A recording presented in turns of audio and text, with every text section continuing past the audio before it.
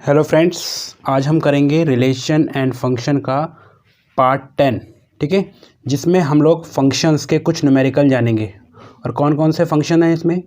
One function जिसको injective बोलते हैं, ऑन टू फंक्शन जिसको सर्जेक्टिव बोलते हैं, और कलेक्टिवली जो है बाइजेक्टिव बोलते हैं। ठीक है, इसके बारे में हम न्यूमेरिकल्स कुछ देखेंगे। तो इससे पहले मैं कुछ आपको रिकॉल कर देता हूँ कुछ चीज़ें, बहुत सिंपल नहीं। अब देखिए, जैसे नेचुरल नंबर कौन से होते हैं जिनको एन से डिनोट करते हैं, जैसे 1 2 3 डैश डैश डैश, ये सारे नेचुरल नंबर हैं। अच्छा, होल नंबर यानी डब्ल्यू से डिनोट करते हैं, जो 0 से स्टार्ट होते हैं, 0 1 2। ठीक, उसके बाद आते हैं इंटीजर्स जिनको आई से डिनोट करते हैं, जिसके नंबर होते हैं -2 -1 0 1 2, इधर भी और इधर भी, जो चलते चले जाएँ। ठीक, उसके बाद आते हैं रैशनल नंबर जिनको आर से डिनोट करते हैं, जो पी अपॉन क्यू की फॉर्म में होते हैं, लेकिन क्यू जो है 0 नहीं होना चाहिए इस केस में। ठीक है, जो भी नंबर है अगर पी अपॉन क्यू की फॉर्म में लिखा जा सकता है तो वो रैशनल नंबर होते हैं। जैसे 2 है, कुछ नहीं है तो 1 है इसके नीचे, तो ये भी एक रैशनल नंबर है। जैसे 4/5 है, यानी 4/5 है, ये भी एक क्या है, रैशनल नंबर है। ठीक, उसके बाद जो इरेशनल नंबर होते हैं जो रूट में लिखे जाते हैं वो सारे इरेशनल हैं। √3 है, √5 है। ठीक, इरेशनल बोलते हैं इसको। अच्छा, इसको जेड से भी डिनोट कर लेते हैं, याद रखना, क्लियर। अच्छा, रैशनल नंबर को हम क्यू से डिनोट करते हैं, ना कि आर से। सॉरी, यहाँ गड़बड़ मैंने बताया, क्यू से।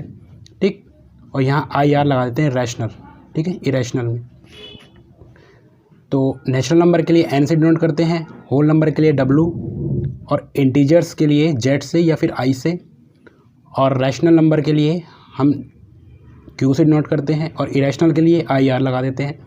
और ये जितने भी नंबर हैं, ये सारे जितने भी नंबर हैं कलेक्टिवली, इनको कहते हैं रियल नंबर। ठीक है, जिसको R से डिनोट करते हैं, क्लियर। और जब बाकी बच गए उनको क्या बोलते हैं? कॉम्प्लेक्स नंबर या फिर इमेजिनरी नंबर जिनको बोलते हैं। ठीक, जो कि जिनका नंबर रूट में माइनस हो। ठीक है, ऐसे नंबर को कॉम्प्लेक्स या इमेजिनरी नंबर बोलते हैं। ठीक, तो ये मैंने आपको बता दिया। इसके सिंबल याद रखने हैं। एन से नेचुरल नंबर, W से होल नंबर, जेड और या आई से आप कह सकते हो इंटीजर्स, और क्यू से रैशनल नंबर, और IR से आप कह सकते हो कि इरेशनल नंबर, और केवल R लिखा जाए तो आप कह सकते हो रियल नंबर। ये सारे रियल नंबर हैं इमेजिनरी नंबर को छोड़ के, यानी कॉम्प्लेक्स नंबर या फिर इमेजिनरी नंबर को छोड़कर सारे क्या हैं? रियल नंबर हैं। अब बात करते हैं यहाँ पर क्वेश्चन की। ठीक है, यानी यहाँ पर हमने न्यूमेरिकल करने हैं 1 एंड ऑन टू के फंक्शंस के ऊपर। ठीक, अब यहाँ पर क्वेश्चन नंबर फर्स्ट है। क्वेश्चन नंबर जो फर्स्ट है वो ये क्या कहता है? Show that function such that n to n, यानी जो फंक्शन है वो किस में जाना चाहिए? n से n, यानी नेचुरल नंबर से नेचुरल नंबर के अंदर ही जाना चाहिए। ये n का मतलब यहाँ पर ये है, और फंक्शन दिया हुआ है f(x = 2x), और ये बताइए कि ये 1 फंक्शन है बट ऑन टू फंक्शन नहीं है। अब देखिए, बहुत सिंपल है इसको प्रूफ करने का, यानी ऑन टू प्रूफ करने का एक तरीका होता है जिसको हम कहते हैं 1 यहाँ पर मैं लिख देता हूँ 1 कहने का मतलब क्या है कि यहाँ पर let x and y be 2 numbers. मैं इनको 2 नंबर्स ले लेता हूँ जो कि बिलोंग करते हैं किस में? n के अंदर, यानी नेचुरल नंबर के। यानी मैं ये 2 नंबर ले लिए मैंने, और ये दोनों नंबर किस में आते हैं? नेचुरल नंबर में। यानी वो नंबर कौन सा हो सकता है? 1 भी हो सकता है, 2 भी हो सकता है, 3 भी हो सकता है, लेकिन 0 नहीं होगा, क्योंकि मैंने नेचुरल नंबर की बात करी है यहाँ पर। ठीक, सच दैट, इसको मैं ऐसे लिखूँगा, यानी ये फंक्शन है ना, यहाँ पर इस चीज़ को ध्यान रखिएगा, f(x = fy), यानी इनके फंक्शन और fy के फंक्शन, यानी f(x) का फंक्शन क्या है? 2x है, और अगर मैं इसको भी लिखूं चेंज करके तो मैं इसको 2y लिखूंगा। अब देखिए, यहाँ पर मैंने क्या किया है कि f(x) जो है उसके लिए भी सेम लिया है मैंने fy के लिए। अगर x और y अगर इक्वल आ गए तो मैं कहूँगा वो 1 1 फंक्शन है। और यहाँ पर इक्वल आ गए, देखिए ये 2 से 2 कैंसिल हो जाएगा यहाँ पर, ठीक। अगर ये आ गए ऐसे करके तो मैं कहूँगा ये क्या है, 1 1 फंक्शन है। ये कंडीशन है, प्रूफ ऐसा ही करते हैं हम, यानी f(x) को f(y) के इक्वल रख देते हैं, यानी जो भी इसका फंक्शन है, सेम फंक्शन जहाँ पर x है वहाँ पर बस y रख देते हैं, ठीक। अगर x और y इक्वल आ गए आपस में तो हम कहेंगे ये 1 1 फंक्शन है। क्लियर। अच्छा, ऑन टू के लिए यहाँ पर समझिए कंडीशन क्या है। ऑन टू के लिए, यहाँ पर ऑन टू की बात कर रहा हूँ मैं। ऑन टू के लिए है कि लेट, अगर मैं f(x) को y के इक्वल लेट कर लेता हूँ, f(x) को y के इक्वल लेट कर लेता हूँ, तो यहाँ पर f(x) क्या था मेरा, 2x था, इक्वल टू y। अब देखिए अगर मैं इसको सॉल्व करता हूँ, खाली x रहने देता हूँ यहाँ पर, तो y अपॉन में 2 आएगा। अब देखिए यहाँ पर बहुत सिंपल है कि x की वैल्यू यहाँ पर इस फंक्शन में क्या आ रही है, अपॉन में आ रही है, ठीक है। यानी यहाँ पर जो x की वैल्यू हम निकाल रहे हैं, ये रूल है, ऐसे ही हम निकालते हैं ऑन टू फंक्शन के लिए। जो f(x) होता है उसको y के इक्वल रख देते हैं और यहाँ से x की वैल्यू निकालते हैं।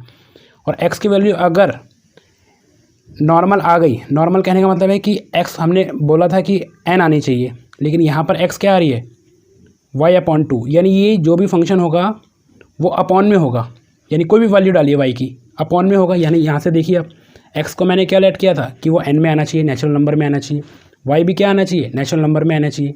अब यहाँ पर क्या है कि मैं f(x) को y के इक्वल रख रहा हूँ मैं, तो यहाँ पर x की वैल्यू और y की वैल्यू n के अंदर ही आनी चाहिए। अगर मैं x की वैल्यू निकाल रहा हूँ यहाँ से, तो यहाँ पर क्या हो रहा है कि अपॉन में आ रहा है, और अपॉन में ये नंबर इसके अंदर आता ही नहीं है, यानी x के अंदर ये सेटिस्फाई नहीं करता। यानी ये जो नंबर आएगा x का, वो अपॉन में ही आएगा। किस में आएगा, अपॉन में, यानी फ्रैक्शन में जिसको कह सकते हो। और फ्रैक्शन के लिए ये फंक्शन सेटिस्फाई नहीं है, क्योंकि यहाँ पर लिखा हुआ है कि जो फंक्शन है वो किसके अंदर जाना चाहिए, n से n के अंदर ही जाना चाहिए, ठीक है। तो आप ये कह सकते हो कि जो 1 1 फंक्शन है ये तो प्रूफ होता है, लेकिन ऑन टू फंक्शन प्रूफ नहीं होता है। क्यों नहीं होता है, क्योंकि x जो है वो बिलोंग नहीं करता है यहाँ पर n के अंदर। देखिए यहाँ पर कोई भी अपॉन में नंबर नहीं आता, 1 है, 2 है, 3 है, ठीक है ना। आई होप कि ये चीज़ समझ में आ गई होगी। अच्छा, कई बुकों में इसको अलग तरीके से भी शो करते हैं, जैसे मैं आपको यहाँ दिखा देता हूँ। जैसे ये है ना f(x), यहाँ पर x1 ले लेते हैं इक्वल टू f(x2), तो बात वही है, x ले लीजिए या y ले लीजिए या फिर x1 ले लीजिए या x2 ले लीजिए। यहाँ पर x1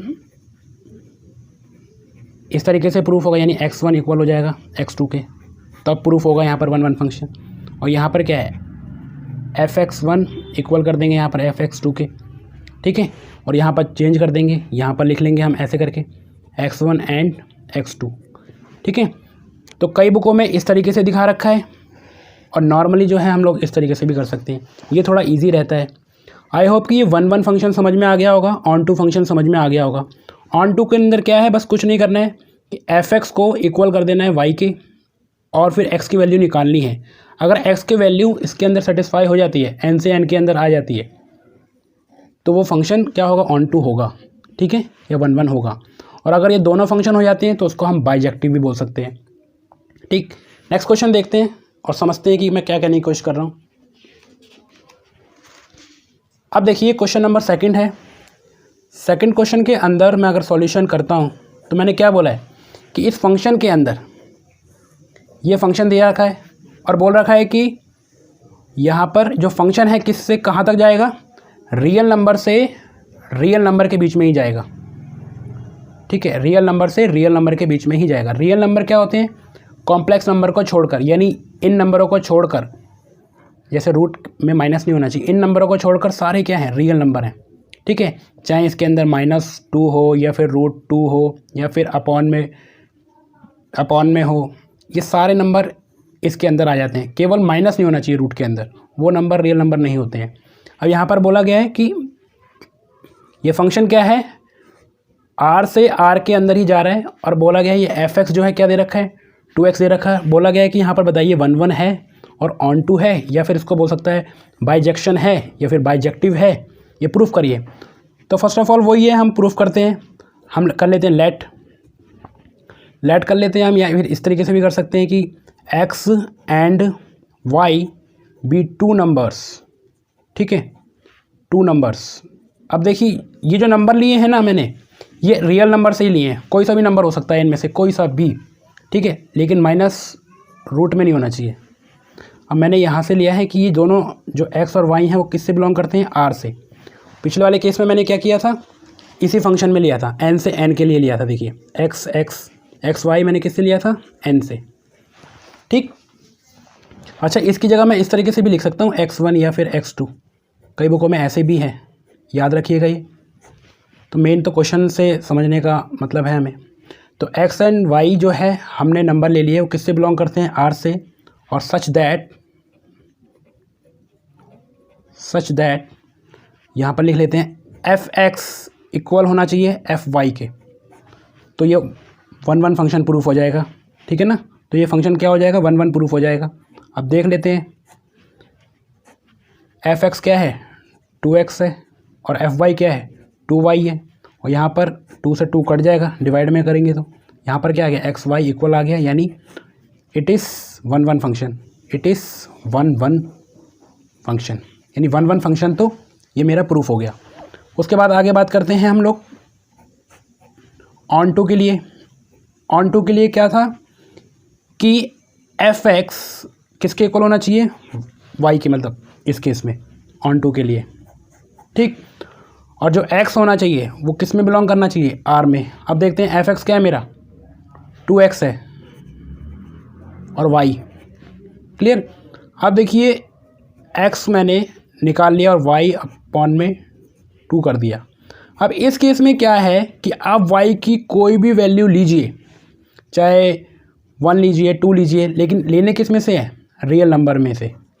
आप कुछ भी ले लीजिए, अगर मान लीजिए मैंने y की वैल्यू क्या ले ली, 3 ले ली, या फिर मान लीजिए √3 ले ली, तब भी मैं x की वैल्यू क्या पाऊँगा, √3/2। और ये x अपॉन √3/2 क्या है, एक रियल नंबर है। तो यानी हर फंक्शन के लिए ये सेटिस्फाई हो जाएगा। यहाँ पर क्या होगा, x बिलोंग करता है रियल नंबर के अंदर, ठीक है। तो मैं कहूँगा it is onto function, ठीक है। तो इसको कलेक्टिवली ये भी बोल सकते हो कि ये 1 1 भी है, प्लस में ऑन टू भी है, और इसको कलेक्टिवली कह सकते हो ये बाइजेक्शन फंक्शन भी कह सकते हो इसको, ठीक है। क्लियर, आई होप कि ये क्लियर हो गया होगा। नेक्स्ट क्वेश्चन देखते हैं ताकि आपको इजीली में समझ में आ जाए, ठीक है। और कुछ देख लेते हैं। अब देखिए यहाँ पर एक क्वेश्चन है। अब यहाँ देखिए क्वेश्चन है, ये फंक्शन बोला गया r से r के अंदर जाएगा, ठीक है, और फंक्शन दिया हुआ है यहाँ पर ये, ठीक। और पूछा गया है कि 1 1 फंक्शन है, ऑन टू फंक्शन है, यानी सीधा सीधा बाइजेक्शन पूछ रहा है ये। तो यहाँ पर क्वेश्चन नंबर पहले थर्ड को देखते हैं, क्वेश्चन नंबर 4 बाद में करेंगे। यानी ये फंक्शन जो है r से r के अंदर जाना चाहिए, और f(x) क्या है, x² है। अब देखिए सबसे पहले 1 1 फंक्शन प्रूफ करते हैं। 1 1 के लिए कंडीशन क्या है, कंडीशन ये है कि f(x1) या फिर आप कह सकते हो f(x) इक्वल टू y, ये होना चाहिए। यानी यहाँ पर क्या है, x एंड y दोनों ही r के अंदर आने चाहिए, ये मैंने बताया था, दोनों इसमें ही आते हैं, मैंने उसी नंबर लिया है। और x² और यहाँ पर y²।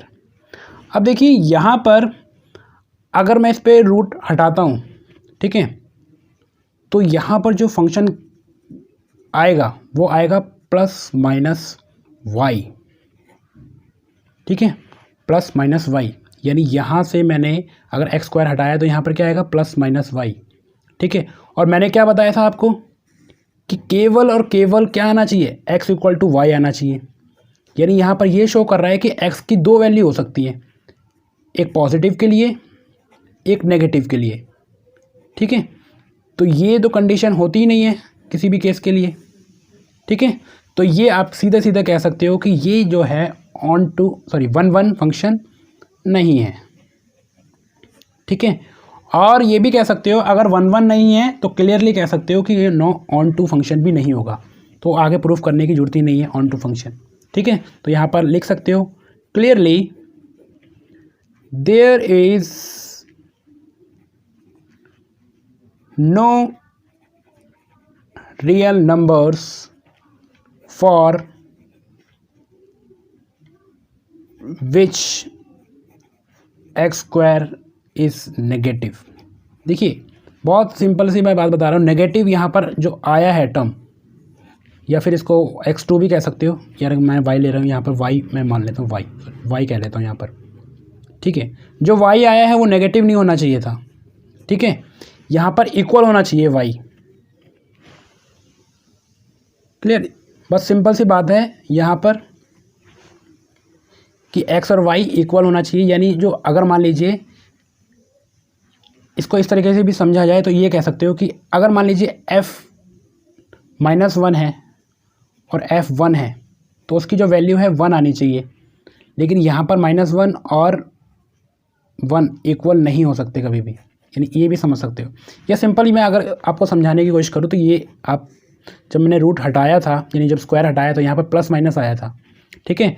तो यहाँ पर x और y इक्वल नहीं हुए, क्यों नहीं हुए? क्योंकि यहाँ पर दो वैल्यू आ गई और 1 क्या कहता है, सिर्फ एक ही फंक्शन सेटिस्फाई होगा तभी वो 1 होगा, ठीक है। यानी यहाँ पर आप ये कह सकते हो कि यहाँ पर इस तरीके से, जैसे यहाँ पर जो अगर मैं x बनाता हूँ, यहाँ पर y बनाता हूँ, तो मैंने बताया था 1 कंडीशन के लिए एक ही फंक्शन सेटिस्फाई करता है, यानी यहाँ पर दो फंक्शन सेटिस्फाई नहीं होने चाहिए, ये ऑन 1 फंक्शन नहीं होता है, ठीक है। तो आई होप कि ये समझ पा रहे होगे आप। तो 1 फंक्शन तो प्रूफ हो गया, और यहीं पर हमने बता दिया कि 1 फंक्शन जो है सेटिस्फाई नहीं कर रहा है तो ऑन टू फंक्शन नहीं होगा, नो ऑन टू फंक्शन, सीधा बता सकते हो, ठीक है। आगे प्रूफ करने की जरूरत नहीं होगी। चलिए इसी के आगे बढ़ते हैं, क्वेश्चन नंबर 4 करते हैं। इसमें बोल रहा है कि इंजेक्शन और सर्जेक्शन, यानी इंजेक्शन यहाँ पर वही बोल रहा है 1 फंक्शन होना चाहिए, ठीक है, ऑन टू फंक्शन होना चाहिए, यानी ये पूछ रहा है इनडायरेक्टली। और क्या बोल रहा है कि वो फंक्शन है n से n के अंदर जाना चाहिए, और यहाँ पर क्या ले रहा है f(x) = x का क्यूब।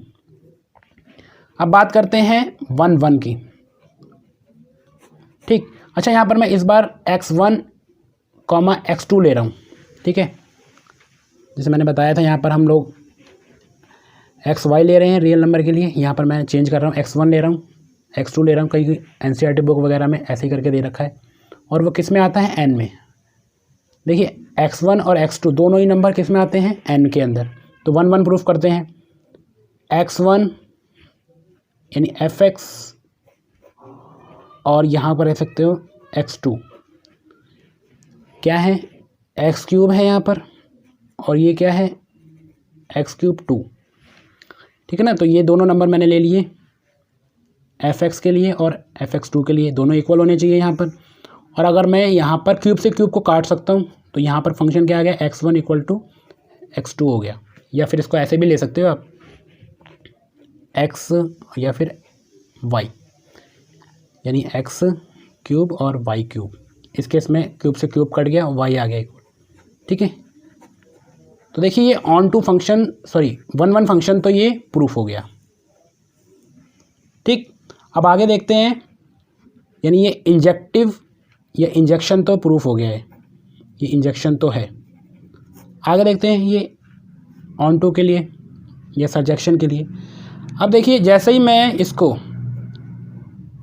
f(x) = x2 रखता हूँ, ठीक, तो यहाँ पर क्या आ जाएगा, x1 का क्यूब किसके इक्वल आना चाहिए, x2 के, और ये पॉसिबल ही नहीं है, ठीक है। अगर मान लीजिए इस केस के अंदर x³ है यहाँ पर, और यहाँ पर मैं अगर मान लीजिए कि जो x2 है वो इक्वल हो ही नहीं सकता, क्योंकि यहाँ पर अगर मैं कहता हूँ कि x2 जो है मेरा 2 है, तो 2 तो आएगा ही नहीं, क्यूब सॉल्व करने पर कभी भी नहीं आएगा। क्लियर है ये चीज़? या फिर इसको आप इस तरीके भी समझ सकते हो, इस फॉर्म से भी समझ सकते हो, नेक्स्ट फॉर्म से, कि f(x) जो है मान लीजिए मेरा x³ यानी इस वाले फंक्शन से मैं अगर लेके आऊँ इस इधर की तरफ से, जैसे मैंने बताया था, f(x) क्या है मेरा, किसके, यानी यहाँ ये वाला f(x) किसके इक्वल रखता हूँ मैं, y के इक्वल रख देता हूँ। तो क्या ये बताइए कि क्यूब x का क्यूब y के इक्वल होगा, ये पॉसिबल ही नहीं है। ये ध्यान रखना, क्यूब के लिए जो सर्जेक्शन फंक्शन है वो प्रूव होता ही नहीं है, ठीक है, ये याद रखिएगा, ठीक है। क्यों? क्योंकि अगर मैं y की वैल्यू 2 लेता हूँ तो ये कभी भी क्यूब में 2 आएगा ही नहीं। 1 आ सकता है लेकिन 2 नहीं आएगा। जैसे मान लीजिए यहाँ पर मैं y को 1 ले लेता हूँ तो ये क्यूब और 1 का क्यूब, ये तो प्रूफ हो गया, लेकिन 2 इसमें प्रूफ नहीं हो रहा है। तो मैं ये कहूँगा कि ये ऑन टू फंक्शन नहीं होगा, यानी सर्जेक्शन फंक्शन नहीं होगा, ठीक है, या सर्जेक्शन फंक्शन नहीं होगा। देखिए इससे कंफ्यूज मत होइएगा, यहाँ पर मैंने इस फॉर्मेट से किया है और यहाँ पर मैंने इस फॉर्मेट से किया है, क्योंकि एनसीईआरटी के अंदर जो है इस तरीके से दे रखा है, ठीक, और अदर बुक्स में इस तरीके से भी दे रखा है। तो अब दोनों को कह सकते हो, बहुत सिंपल है। 1 1 के लिए आप fx को बराबर रख दीजिए और फंक्शन वही रख दीजिए और x y इक्वल आ गए तो 1 1 हो जाएगा आपका, ठीक है। और इसमें क्या है, जो fx है उसको y के इक्वल रख दीजिए, यानी x का क्यूब है y के इक्वल रखा। तो एक भी कंडीशन ऐसी नहीं है सिवाय 1 को छोड़ के कि जो x क्यूब है वो y के इक्वल आ सके, केवल सिर्फ 1 है, ठीक है, और 2 के लिए प्रूफ नहीं होता। तो ये आप कह सकते हो ये ऑन टू फंक्शन नहीं होगा, ठीक है, it is not onto function, it is not onto function. तो नेक्स्ट क्लास में हम थोड़े हैवी क्वेश्चन देखेंगे, ये थोड़े सिंपल क्वेश्चन थे जिससे कि आपको 1 1 और ऑन टू फंक्शन समझ में आए। इसी के साथ पार्ट 10 हम ख़त्म करते हैं, ठीक है, थैंक यू।